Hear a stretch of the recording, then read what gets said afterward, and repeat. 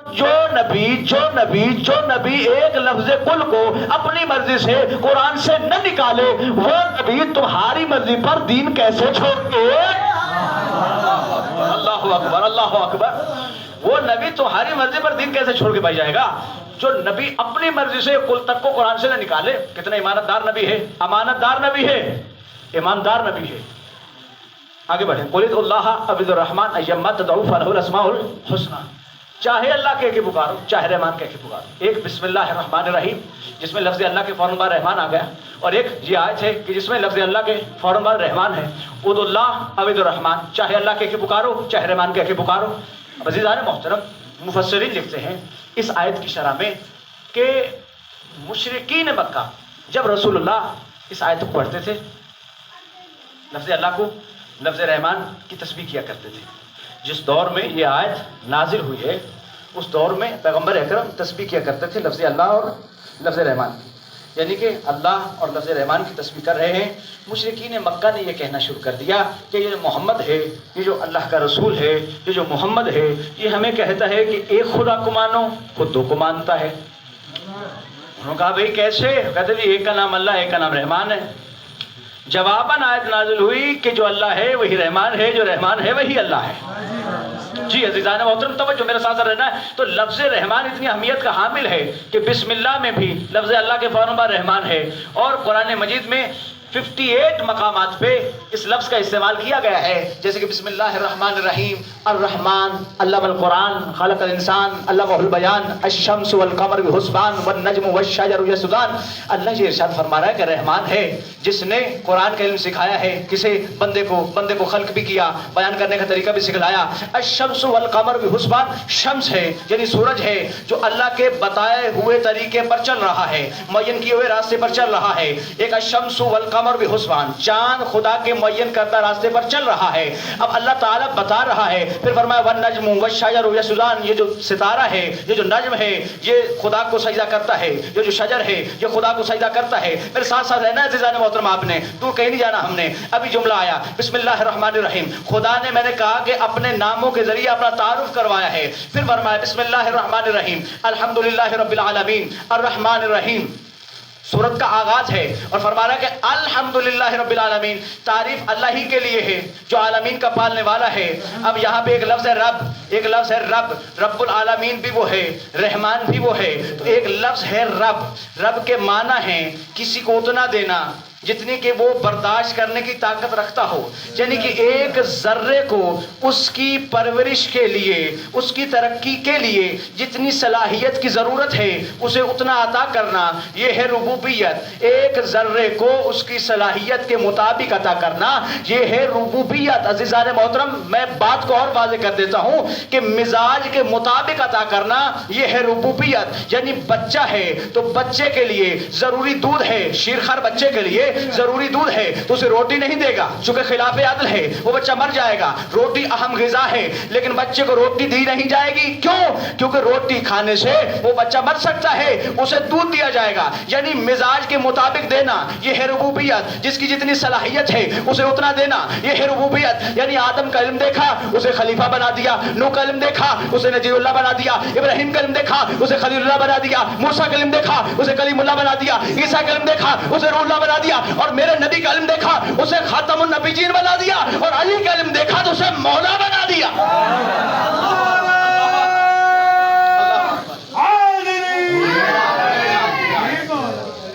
جی ہاں، صلوات پڑھے گا محمد والے۔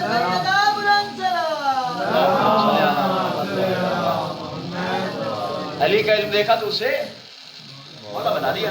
تو یہ ربوبیت ہے، یہ ربوبیت ہے، یہ رب ہے کہ جس کو جتنی ضرورت ہے اسے اتنا عطا کرتا ہے، جس کی جتنی صلاحیت ہے اسے اتنا عطا کرتا ہے۔ تو جس کی صلاحیت جتنی ہے اسے اتنا عطا کر رہا ہے۔ اب ایک لفظ ہے رب، ایک لفظ ہے رحمان۔ تو اللہ رب بھی ہے، رحمان بھی ہے، الرحمن الرحیم۔ رحمان بھی ہے رحیم بھی ہے. مالک یوم الدین مالک ہے یوم الدین کا, دین کے دن کا, انصاف کے دن کا, قیامت کے دن کا. تو مالک قیامت کے دن کا بھی ہے, رحمان بھی ہے, رحیم بھی ہے. اور پھر ارشاد پروردگار عالم ہے بسم اللہ الرحمن الرحیم یسبح للہ ما فی السماوات و ما فی الارض الملک القدوس العزیز الحکیم. کائنات کا ذرہ ذرہ اللہ کی پیاری کا اعلان کر رہا ہے. کون اللہ؟ مالک اللہ, قدوس اللہ, عزیز اللہ, حکیم اللہ. قدوس بے عیب مالک, بادشاہت رکھنے والا, اقتدار رکھنے والا, عزیز اقتدار رکھنے والا, حکیم دانش مند. تو اللہ تعالیٰ اپنے ناموں کے ذریعے میں بارہا کہہ رہا ہوں کہ اپنا تعارف کروا رہا ہے اور کمال کروا رہا ہے. وہ رحمان ہے, وہ رحیم ہے, وہ رب العالمین ہے, وہ مالک یوم الدین ہے, وہ عزیز ہے, وہ حکیم ہے, وہ قدوس ہے, وہ بے عیب ہے, وہ لا ریب ہے, وہ قہار ہے, وہ جبار ہے, وہ ارحم الراحمین ہے, وہ جار المستجیرین ہے, وہ اکرم الاکرمین ہے. اتنا سب ہونے کے باوجود بھی جس نقطے کی طرف مجھے آپ کو لے کے جانا ہے وہ نقطہ یہ ہے کہ اللہ تعالیٰ نے مختلف ناموں کے ذریعے اپنا تعارف کروایا ہے. لیکن سورہ انعام میں ایک آیت میرے سامنے آئی اور اس آیت نے مجھے کہیں اور لے جانے کی دعوت دے دی. بسم اللہ الرحمن الرحیم ان اللہ خالق الحب والنبا. اللہ کہتا ہے کہ اللہ زمین کے سینے میں, زمین کے جوب میں, زمین کے اندر دانے کو شگاف کرتا ہے, دانے کو شگاف کرتا ہے, دانے کو شگاف کرتا ہے, دانے کو شگاف کرتا ہے. میں آپ کو بتانا چاہتا ہوں کہ جو مزاج توحید ہے وہی مزاج نبوت ہے, اور جو مزاج نبوت ہے وہی مزاج امامت ہے. تو جو مزاج توحید وہی مزاج نبوت, جو مزاج نبوت وہی مزاج امامت. آپ کہیں گے دلیل کیا ہے؟ میں کہوں گا سورہ انعام میں اللہ نے یہ ارشاد فرمایا ہے ان اللہ خالق الحب والنبا. بے شک اللہ زمین کے سینے میں, زمین کے سینے میں, زمین کے جوب میں, زمین کے اندر دانے کو شگافتہ کرتا ہے, دانے کو شگاف کرتا ہے, دانے کو چاک کرتا ہے. اللہ زمین کے سینے میں دانے کو شگاف کرتا ہے. مجھے اللہ مانو. میں نے کہا جو مزاج توحید وہی مزاج نبوت, جو مزاج نبوت وہی مزاج امامت. آپ کہیں گے دلیل؟ میں کہوں گا اللہ نے زمین کے سینے میں, زمین کے جوب میں, زمین کے اندر دانے کو شگاف کیا. مجھے اللہ مانو. رسول نے زمین پہ کھڑے ہو کے چاند کو شگاف کیا. مجھے رسول مانو. علی نے کعبے میں آ کے کعبے کی دیوار کو شگاف کیا. مجھے امام. اللہ اکبر, اللہ اکبر, اللہ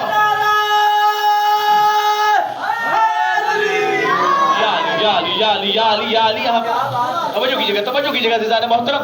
میں نے جملہ کہا, آپ نے سن لیا, آپ نے داد دے دی, لیکن میرا جی چاہتا ہے اس جملے کو, اسی جملے کو تھوڑا سا میں بدل کے دوبارہ آپ کو پیش کر دوں. میں نے کہا کہ اللہ نے زمین کے سینے میں, زمین کے جوب میں دانے کو شگاف کیا. مجھے اللہ مانو. میں نے کہا دوبارہ سن لے جملے کو ان اللہ خالق الحب والنبا. بے شک اللہ زمین کے سینے میں, زمین کے جوب میں, زمین کے اندر دانے کو شگاف کرتا ہے, دانے کو چاک کرتا ہے, دانے کو شگاف کرنے والا ہے اللہ. میں نے کہا جو مزاج توحید وہی مزاج نبوت, جو مزاج نبوت وہی مزاج امامت. آپ نے کہا دلیل؟ میں نے کہا اللہ نے زمین کے سینے میں, زمین کے جوب میں, زمین کے اندر دانے کو شگاف کیا. مجھے اللہ مانو. رسول نے مشرکین میں آ کے مشرکین کا سینہ چاک کیا. مجھے رسول مانو. اور علی نے منافقین میں آ کے نفاق کا سینہ چاک کیا. مجھے امام. اللہ اکبر, اللہ اکبر, اللہ اکبر. صلوات پڑھیں محمد وآل محمد. جی ہاں, جی جی توجہ ہے زیادہ محترم ہے, میرے خیال میں ہے, توجہ ہے. آگے بڑھیں.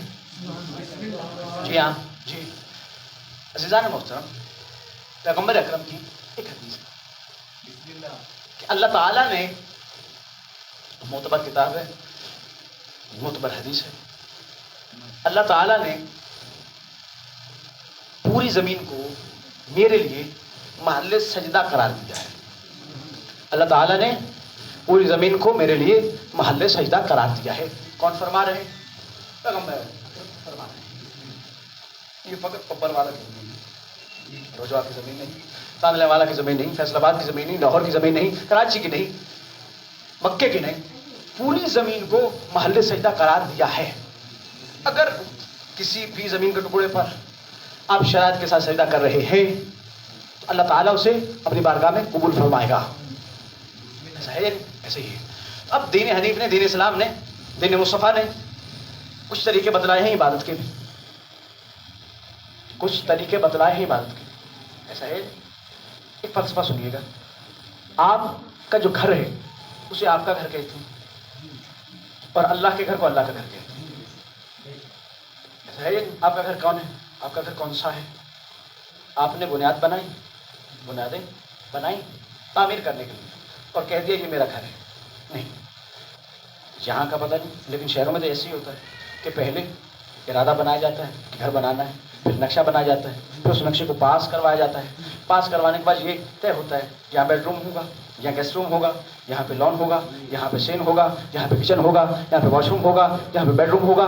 تو اب ہر چیز کو معین کیا جاتا ہے کہ کہاں پر کون سی چیزیں ہونی چاہیے، کہاں پہ ہمیں بیٹھنا ہے، کہاں پہ ہمیں سونا ہے، کہاں پہ ہمیں کھانا ہے، یہ سب کچھ معین کیا جاتا ہے۔ معین کرنے کے بعد یہ طے ہو جاتا ہے کہ اب یہاں پر یہ چیز ہوگی۔ اب یہ طے ہو گیا، اب عزیزان محترم گھر بن گیا۔ اب جب گھر بن گیا تو اب ہوتا کیا ہے، جہاں پہ سویا جاتا ہے وہاں پہ سوتے ہیں، جہاں پہ کھانا ہے وہاں پہ کھانا کھاتے ہیں، جہاں پہ بیٹھنا ہے وہاں پہ بیٹھتے ہیں، لیکن گھر کا کام گھر پہ کرتے ہیں۔ توجہ کیجیے گا عزیزان محترم، گھر کا کام گھر پہ کرتے ہیں۔ تو بڑے بڑے مدبر گزر گئے، بڑے بڑے فلسفہ بیان کرنے والے گزر گئے، وہ یہی کہتے ہیں کہ گھر کا کام گھر پہ کرنا چاہیے۔ جو بندہ گھر کا کام گھر پہ کرتا ہے وہ کامیاب ہوتا ہے۔ اب میں کیا کروں عزیزان محترم، گھر کا کام گھر پہ کریں تو معراج مل جاتی ہے، گھر کا کام گھر پہ کریں تو کام کو عروج مل جاتا ہے، گھر کا کام گھر پہ کریں تو کام کو عروج ملتا ہے۔ یعنی تم اپنا ہوم ورک گھر میں کرو تو کام کی معراج ہوتی ہے، اللہ کی عبادت اللہ کے گھر میں کرو تو عبادت کی معراج ہوتی ہے۔ توجہ توجہ توجہ توجہ توجہ عزیزان محترم، تم اپنا ہوم ورک گھر میں کرو تو عبادت کی معراج ہوتی ہے، اور عبادت اللہ کے گھر میں کرو۔ آپ جاگ ہی نہیں رہے عزیزان محترم۔ میں نے کہا تم اپنا ہوم ورک گھر میں کرو تو کام کی معراج، اور عبادت اللہ کے گھر میں کرو تو عبادت کی معراج۔ کیسے؟ آپ کہیں گے کیسے؟ میں کہوں گا کہ رسول خدا نے فرمایا الصلاۃ معراج المومن، صلاۃ مومن کی معراج ہے۔ مولانا صلاۃ مومن کی معراج ہے، اگر گھر میں بھی پڑھ لیں تو ہو جاتی ہے، ثواب مل جاتا ہے، میں بھی کہوں گا مل جاتا ہے، لیکن کیا کریں، یہ جو دین حنیف ہے، یہ دین اسلام ہے، اس میں بہت سی باتیں بیان کی گئی ہیں، درجات ہیں عبادت کے بھی۔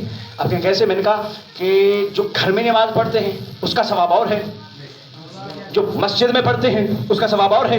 ایسا ہے یا نہیں؟ ایسا ہی ہے کہ جو گھر میں نماز پڑھ رہے ہیں اس کا ثواب اور ہے، جو مسجد میں پڑھ رہے ہیں اس کا ثواب اور ہے، 10 گنا 20 گنا 30 گنا جتنا بھی ہے۔ یہ طالب علم بیٹھے یہ بھی آپ کو بتا سکتے ہیں کہ کتنا ثواب ہے۔ تو آپ تادلہ والے کی مسجد میں پڑھیں نماز، ثواب زیادہ ہوگا، فیصل آباد کی مسجد میں پڑھیں ثواب زیادہ، پپر والا کی مسجد میں پڑھیں ثواب زیادہ، رجوع کی مسجد میں نماز پڑھیں ثواب زیادہ۔ یعنی کہ گھر میں پڑھیں گے ثواب کم ہوگا، باہر پڑھیں گے مسجد میں پڑھیں گے ثواب زیادہ ہوگا، گھر میں پڑھیں ثواب کم، مسجد میں پڑھیں ثواب زیادہ۔ یعنی وہ کون سی مسجد ہوگی، وہ جیسی بھی مسجد ہوگی، وہ اسلام آباد کی ہو، وہ لاہور کی ہو، وہ فیصل آباد کی ہو، وہ یہاں کی ہو، وہ وہاں کی ہو، جہاں کی بھی مسجد ہوگی گھر سے زیادہ ثواب ملے گا مسجد میں۔ اب یہ کون کہہ رہا ہے؟ یہ ذات مصطفیٰ کہہ رہی ہے کہ گھر میں نماز پڑھیں گے تو ثواب کم ہے، مسجد میں پڑھیں گے تو ثواب زیادہ ہے۔ آپ نے کہا، آپ نے بتا دیا، لیکن میں نے ایک اور بھی بات بتانی ہے آپ کو کہ آپ نے مسجد میں نماز پڑھی ثواب زیادہ ہے، لیکن یہ جتنی بھی مسجدیں ہیں ان میں پڑھنے کا ثواب جو ملتا ہے وہ کم ہے۔ جو مسجد الحرام میں نماز پڑھنے کا ثواب ملتا ہے وہ زیادہ ہے، جو مسجد الحرام میں ملتا ہے وہ زیادہ ہے، جو مسجدوں میں ملتا ہے وہ کم ہے۔ آپ کہیں گے مولانا یہ کیا بات ہوگی کہ مسجد الحرام میں ثواب زیادہ مل رہا ہے، ان مسجدوں میں کم مل رہا ہے؟ وہ فیصل آباد کی مسجد ہو اس میں بھی کم، وہ اسلام آباد کی ہو اس میں بھی کم، وہ پپر والا کی ہو اس میں بھی کم، وہ رجوع کی ہو اس میں بھی کم، لیکن مسجد الحرام میں زیادہ ہے۔ آپ کہیں گے مولانا یہ کیا فلسفہ ہے؟ میں کہوں گا بھائی بات اتنی سی ہے کہ یہ جو مسجد ہے یہ تم نے بنائی، تم نے بنانے کے بعد کہا یہ مسجد ہے اس میں نماز پڑھو۔ وہ جو مسجد الحرام ہے وہ اللہ نے بنوائی، تمہاری بنائی ہوئی اور ہوتی ہے، اللہ کی بنوائی ہوئی اور ہوتی ہے۔ یعنی جسے اللہ بناتا ہے وہ اور ہوتا ہے، جسے بندے بناتے ہیں وہ اور ہوتا ہے۔ میں کیا کروں؟ جسے بندے امام بنائے وہ اور ہوتا ہے، جسے اللہ بنا کے بھیجے وہ اور ہوتا ہے۔